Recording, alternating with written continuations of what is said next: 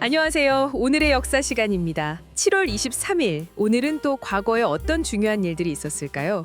보내주신 자료들 보면서 한번 흥미로운 순간들로 깊이 들어가 보겠습니다. 자, 시작해 볼까요? 네, 반갑습니다. 오늘이 7월 23일이라는 날짜를 보면요.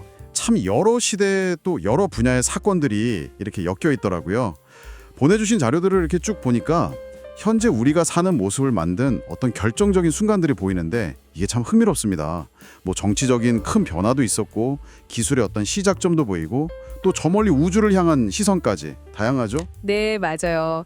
첫 번째 사건부터 한번 볼까요? 1894년 7월 23일, 바로 일본군이 경복궁을 점령한 날입니다. 보내주신 자료 중에 그때 외교 문서 같은 걸 보면 당시 분위기가 정말 긴박했던 것 같아요. 이게 그냥 단순한 군사 충돌은 아니었던 거죠. 그럼요. 그 자료들이 딱 보여주듯이 겉으로는 뭐 동학농민숙령 진압이다, 또 청나라 군대를 견제한다 이런 명분을 내세웠지만요. 사실은 조선의 정치적인 심장부, 그러니까 궁궐을 딱 장악하려는 아주 치밀한 계획이었던 거죠. 이걸 발판 삼아서 이제 김홍집 친일 내각 세우고 갑오개혁 강요하고 그러면서 조선에 대한 영향력을 확 키우려 했던 겁니다. 아하. 결국 이게 청일전쟁으로 이어지는 직접적인 계기가 된 거죠. 역사의 흐름을 바꾼 아주 중요한 변곡점이었어요. 자료에 나온 그 군대 이동 경로나 시간 계획 보면 이게 우발적인 게 아니라는 게 딱 보입니다. 그렇군요. 정말 치밀했네요. 자, 그럼 시간을 좀 더 흘러서 1950년 7월 23일로 가보겠습니다. 한국전쟁 중인데요. 대전이 함락된 바로 다음이네요. 이때 이제 국군이랑 유엔군이 후퇴하면서 낙동강 방어선을 구축하기 시작한 날이라고요. 이것도 보내주신 당시 작전 지도나 보고서 보니까 정말 그 절박함이 느껴집니다. 네, 맞습니다. 그 자료들에 나온 병력 배치라든지 보급 상황 같은 걸 보면 와, 진짜 낙동강 방어선은 말 그대로 최후의 보루였던 거죠. 당시 북한군 기세가 정말 대단했잖아요. 그 공세를 어떻게든 막아내고 부산 교두보를 지키려고 했던 필사적인 저항이었습니다. 이 방어선이 있었기에 우리 국군하고 유엔군이 다시 전열을 가다듬고 반격의 기회, 그러니까 바로 그 유명한 인천 상륙 작전을 준비할 시간을 벌 수 있었던 거거든요. 네네, 시간을 벌었다는 거. 그렇죠. 이 시기에 버텨낸 것의 어떤 전략적인 중요성은 아무리 강조해도 지나치지 않습니다. 정말 냉전 시대 한반도의 운명을 가른 결정적인 지점이었다고 봐야죠. 와, 정말 중요한 순간이었네요. 자, 이번에는 분위기를 좀 바꿔서 전혀 다른 분야로 가볼까요? 1829년 7월 23일입니다. 미국에서 윌리엄 오스틴 버트라는 사람이 타이포그래퍼라는 걸로 특허를 받았다고요.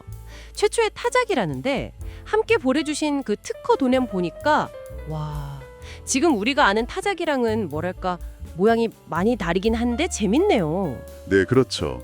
그 초기 모델 타이포그래퍼, 이게 상업적으로는 사실 성공하지 못했어요. 자료에 첨부된 당시 평가들 봐도 사용하기가 굉장히 불편했다고 하더라고요. 그랬군요. 하지만 중요한 건 이 발명이 문서를 쓰는 방식을 기계화한다는 아주 혁신적인 아이디어를 처음으로 구현했다는 점이죠. 그러니까 손으로 쓰는 거 말고 다른 방법이 없을까 하고 고민했다는 것 자체가 이미 큰 진전이었고요. 이게 나중에 타작이 발전하고 사무 자동화로 이어지는 씨앗이 된 겁니다. 네. 정보 처리 방식이 변화, 그 시작을 알린 어떤 상징적인 발명이라고 할 수 있겠습니다. 와, 모든 것엔 시작이 있군요. 자, 마지막으로 가볼까요? 비교적 최근입니다. 1995년 7월 23일, 아마추어 천문학자 두 분, 앨런 헤일과 토머스 보프가 헤일밥 해섬을 발견한 날입니다. 이거 저도 기억나요. 97년인가에 맨눈으로도 보였잖아요. 네, 맞아요.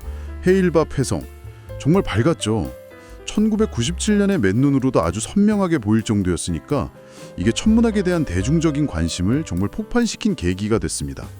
많은 사람들이 밤하늘을 다시 올려다보게 만들었죠. 네, 맞아요. 그리고 보내주신 자료 중에 그 아마추어 발견자들의 기록 같은 거 보면 꾸준히 관측하는 성실함이랑 약간의 운, 이런 게 결합된 결과라는 점도 흥미롭고요.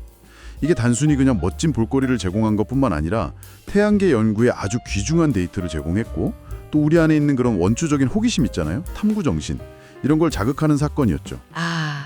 정말 그러네요. 자, 이렇게 7월 23일 하루에 얽힌 사건들을 쭉 짚어봤는데요. 궁궐 점령 같은 어떤 정치적인 격동기부터 전쟁터에서의 필사적인 방어, 또 책상 위에서 시작된 혁신, 그리고 저 멀리 밤하늘의 발견까지 정말 다양한 역사의 단면을 보는 것 같습니다. 그렇습니다.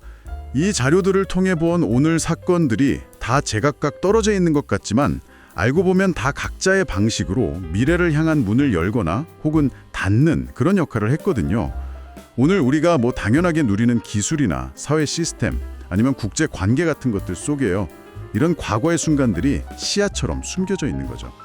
어쩌면 지금 우리 주변에서 벌어지는 일상적인 사건들 중에서도 미래의 역사가들이 볼 때는 오늘 우리가 이야기한 이 7월 23일의 사건들처럼 아주 중요하게 기록될 순간이 있을지도 모른다.